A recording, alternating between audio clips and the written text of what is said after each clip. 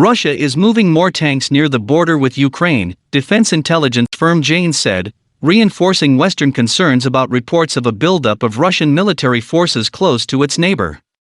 At least a battalion of T-80U main battle tanks were deployed to a railway station in the Voronezh region, according to social media footage from November 7, London-based Janes said in an analysis provided to Bloomberg News.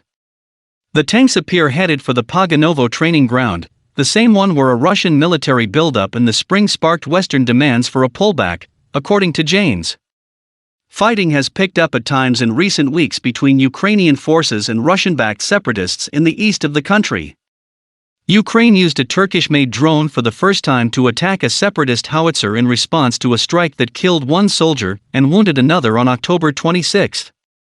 Last week, Janes said it identified the deployment of tanks and self-propelled artillery from the same Russian division to the Bryansk and Kursk regions on Ukraine's northern border on October 28 to 29.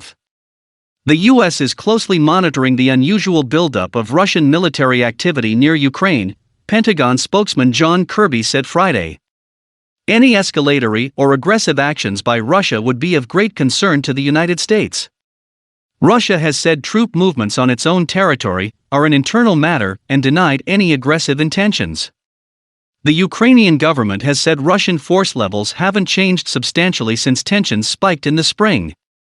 There is some strengthening, presidential spokesman Suri Nikiforov said Monday. It is too early to make any conclusions about Russia's aims.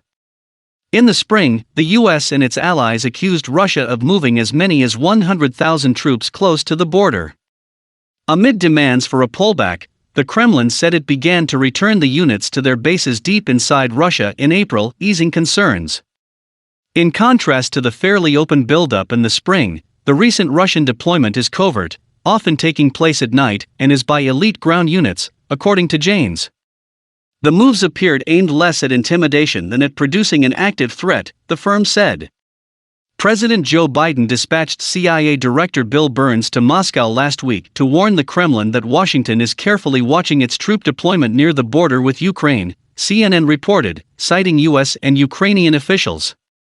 President Vladimir Putin spoke by phone with Burns about regional conflicts, Kremlin spokesman Dmitry Peskov told reporters Monday.